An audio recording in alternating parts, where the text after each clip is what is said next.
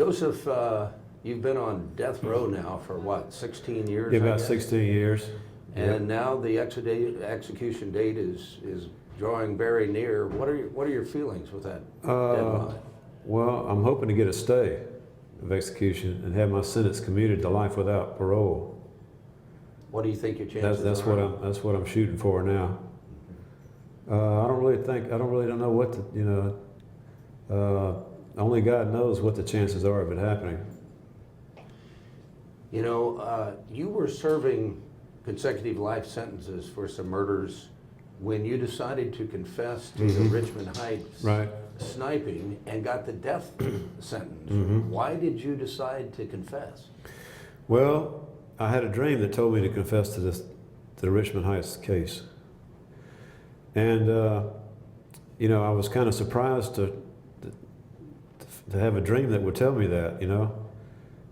But at the time, the guards at the federal penitentiary at Marion were planning to murder me because I assaulted one of them, threw some hot water on one of them. And I was unaware at that time that in the federal penitentiary, if you assault a prison guard, they have the right to kill you. This comes down from the top. They could literally take you and beat you to death. Any way they could think of to kill you, they have the right to kill a federal prisoner just for assaulting a guard. You know, I've heard it happening since then to at least one other inmate, but there have probably been dozens, maybe even hundreds of inmates murdered over there at the Marion Federal Penitentiary within the past 20, 30 years or so. And so, you know, I was kind of in a catch-22 situation.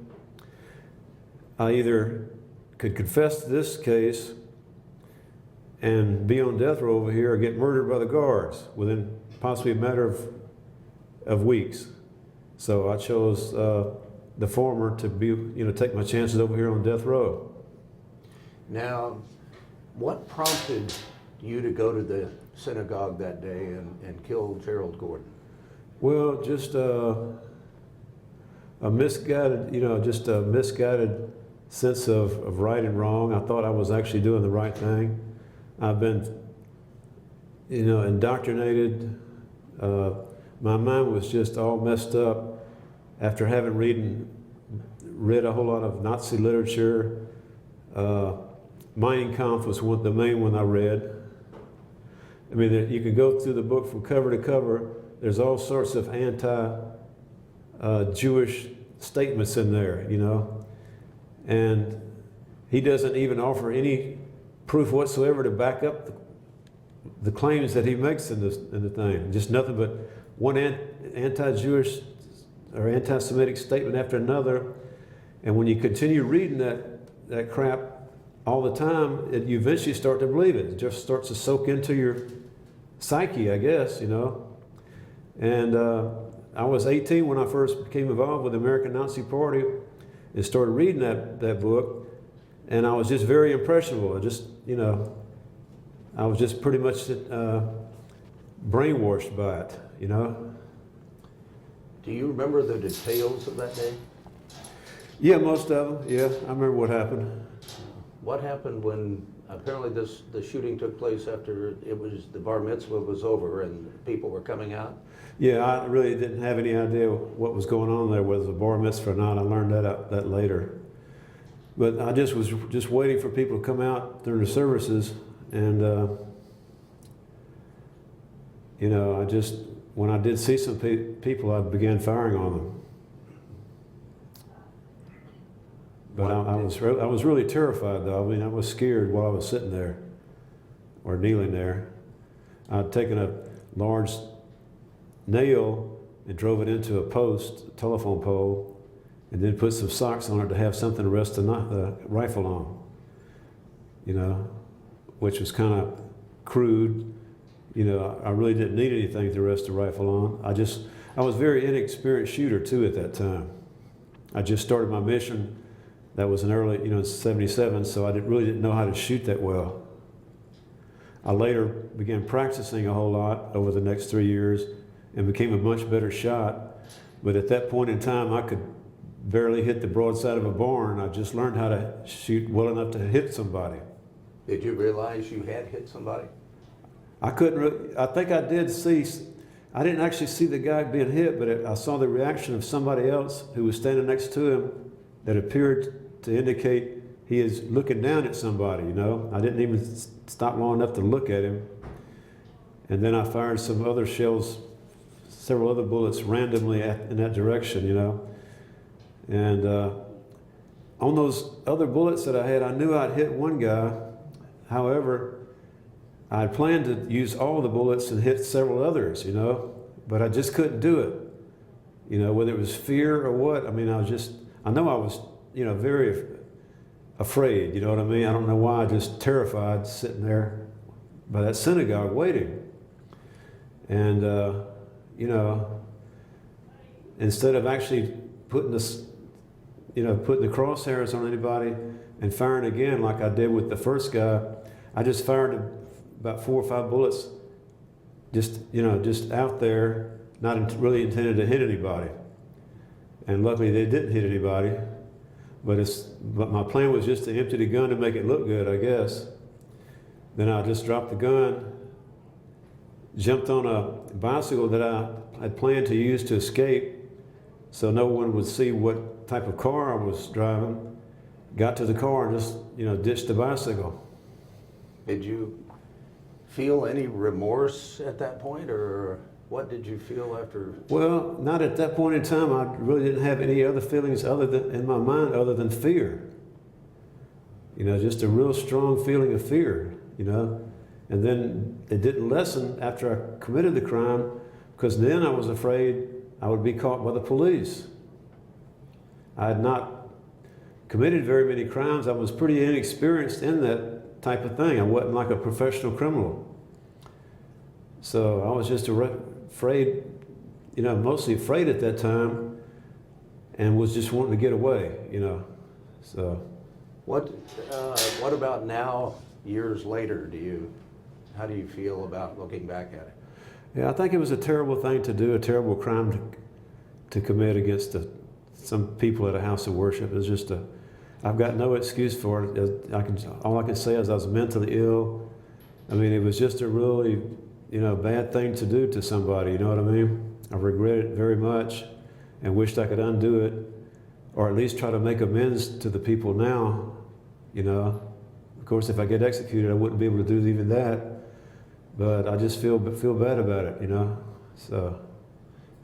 Now, you've been linked or connected somehow in different ways to like 15 to 20 killings. Is that accurate, do you think?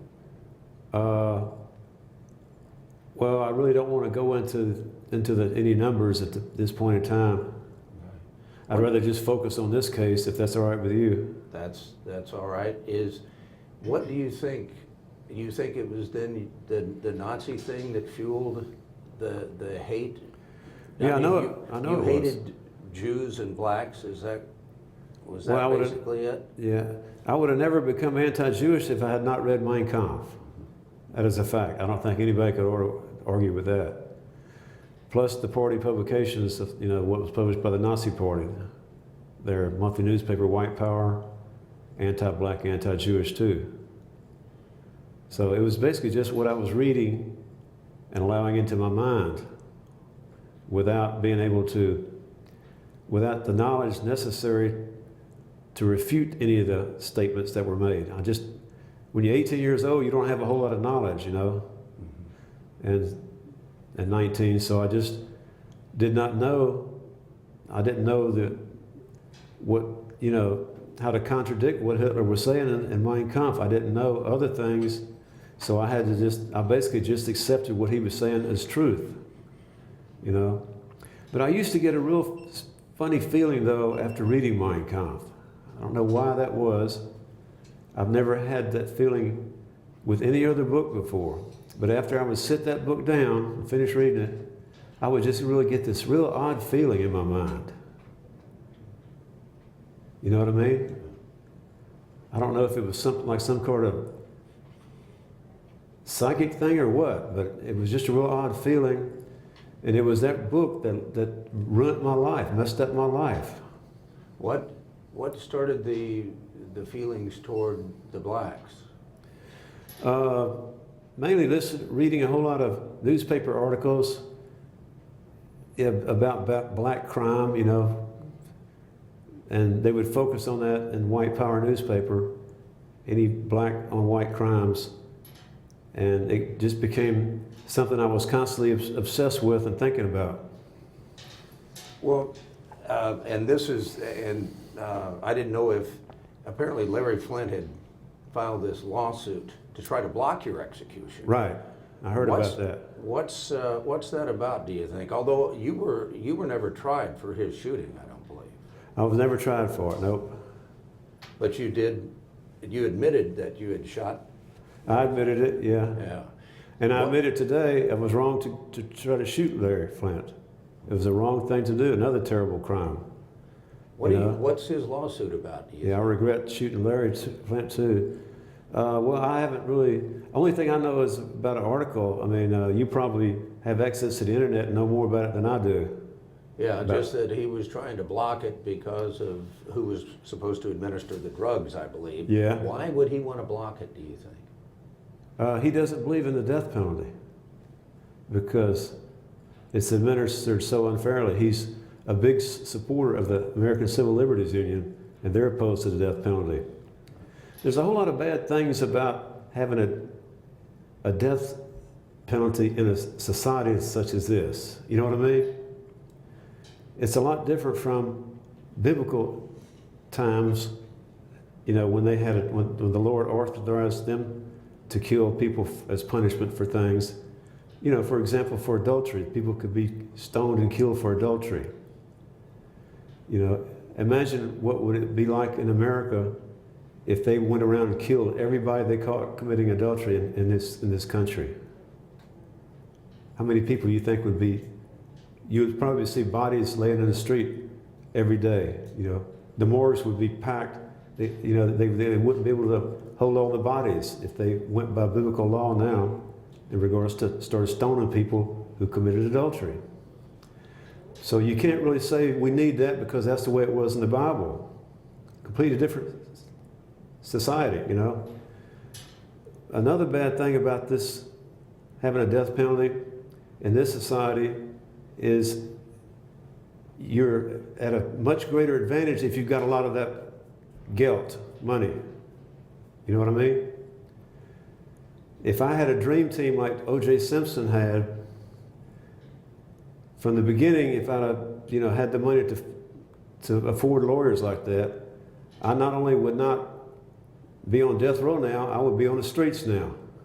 As incredible as that sounds, I could have got out and be walking the streets a free man today if I'd have had that money. Do you think you deserve to be out on the streets? Well, what do you mean by that exactly? I mean, do you think you deserve to be out on the streets, or after admitting to killing this man in Richmond Heights? Well, I think it's a terrible thing, and to tell you the truth, I really would like to be out on the streets. I'll just say that, answer your question that way. I would love to be out on the streets right now so I could make up for some of the wrong things that I did previously, It would be a good chance for me to try to cancel out, all the bad karma that I generated from committing those violent crimes, Mm-hmm. And killing people is wrong. It's violent. Any kind of violence like that is wrong. I can tell you for a fact it isn't good. And the state wants to commit violence to the inmates who've been convicted of these crimes on death row. And, two wrongs don't make a right. You know that? Yeah.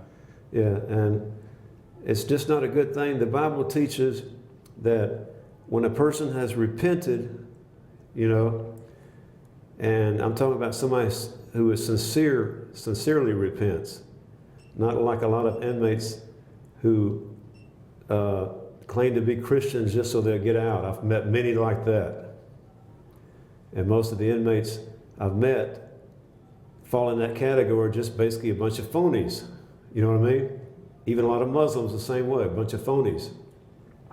Although there are some who are sincere, and their embracing of Christianity has helped them and made them better people, but they haven't changed inside though. You know, it hasn't been anything internal, just on the surface. The same with Muslims and various other people, you know, or organizations, denominations. But, you know, I've changed a whole lot over the years, so I think, you know, I would be able to do a lot of good on the outside.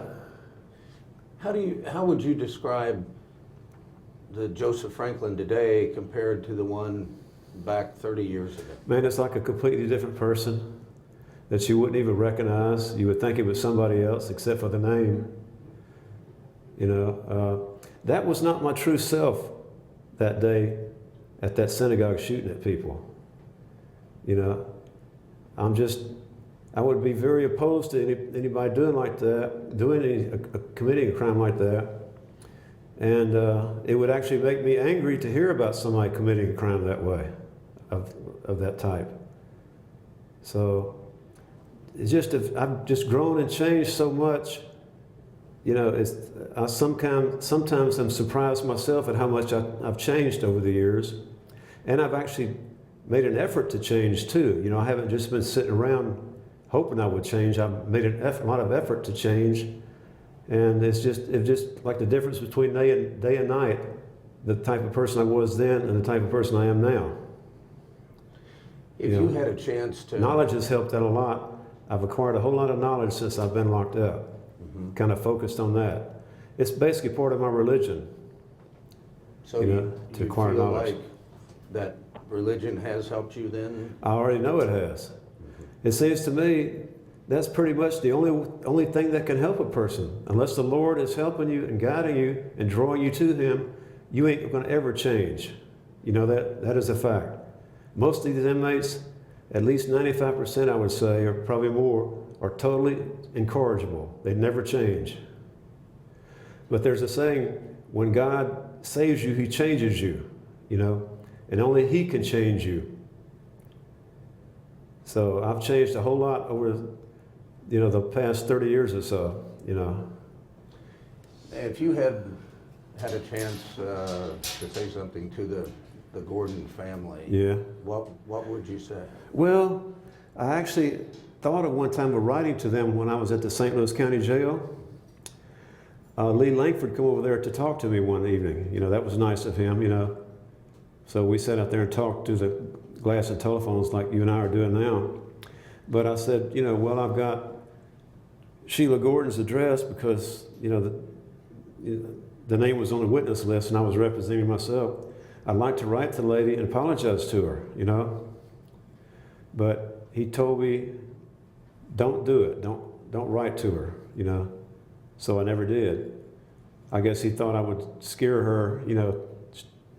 She would think I was stalking her or something like that. So I didn't write, but I really wanted to, and I've wanted to all these years to correspond with them. You know, I was just wishing that they would reach out, somebody that's from the synagogue would contact me, you know, and ask for an apology. But nobody did. Yeah. But I would apologize to her right now, tell her I'm sorry for the horrible crime that I committed and ask for her forgiveness. You know, that's what I would say to Miss Gordon now. I really feel for her. I also, I talked with, I did not talk with Mrs. Gordon, but I talked with the young man who was having his bar mitzvah that day. Yeah, I feel, you know, I feel sorry for that. He was pretty traumatized by all Yeah, that. I can imagine. Yeah, it's a horrible thing for a young lad like that. You know, when he's going through his bar mitzvah. You know, but I was so mentally ill and crazy. That's the type of thing I you know, was led into, you know, through Nazism. Do you think you deserve to die? Well, to tell you the truth, I actually think I do, yeah. To be quite honest with you. I cannot I cannot say no to that question.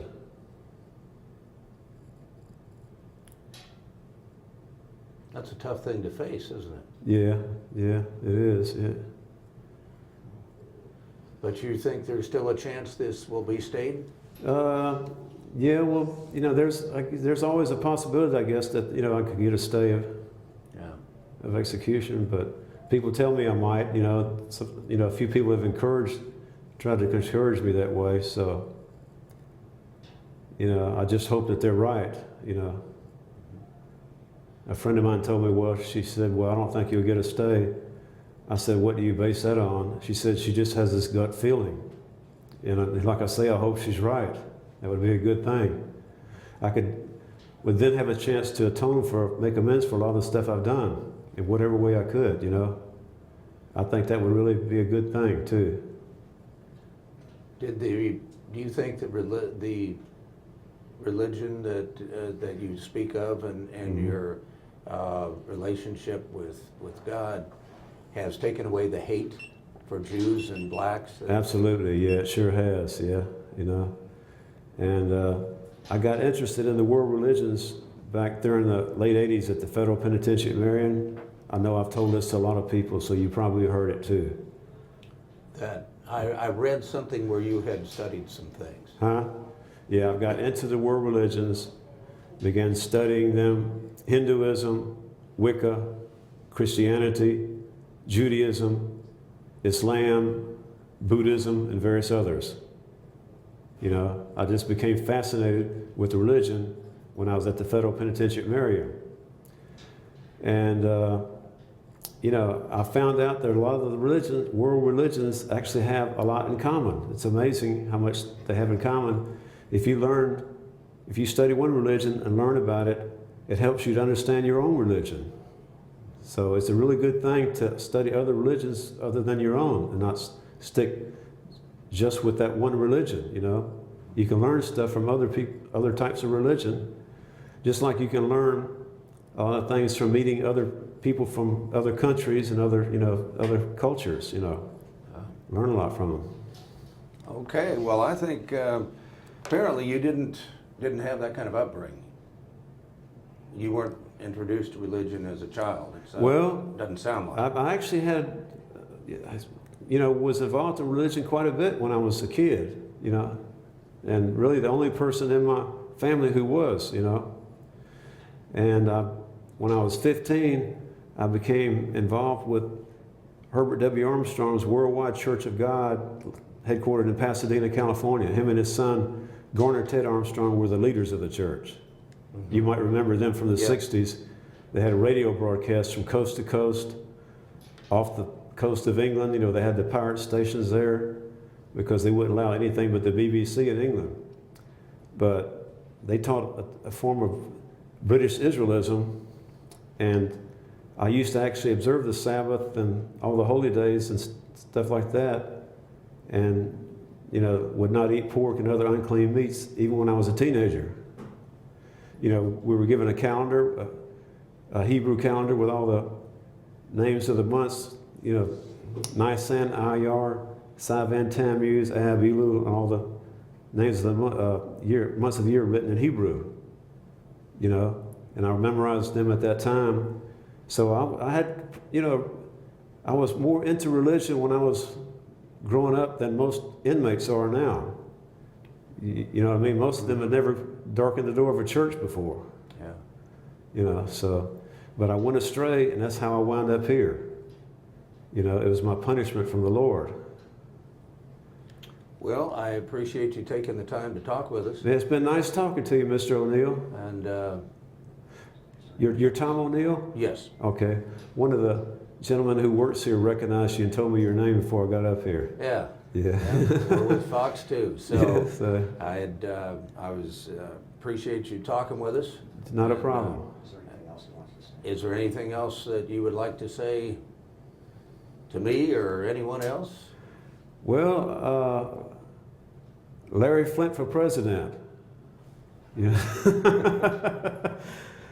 Tell you the truth, I mean, I liked what he said about me, trying to stop my execution, But really, I really think, seriously, I've thought about this, Larry is pretty much interested in politics, I think he would make a better president of the United States than Obama and a lot of the politicians in Washington today. You know, I don't think he would allow Gitmo to stay open. He would close that immediately with an executive order. He wouldn't be killing innocent men, women, and children with drones over there in Pakistan like Obama's doing now. You know, I think he would make, you know, believe it or not, I think Larry Flynt would make a great president of the United States.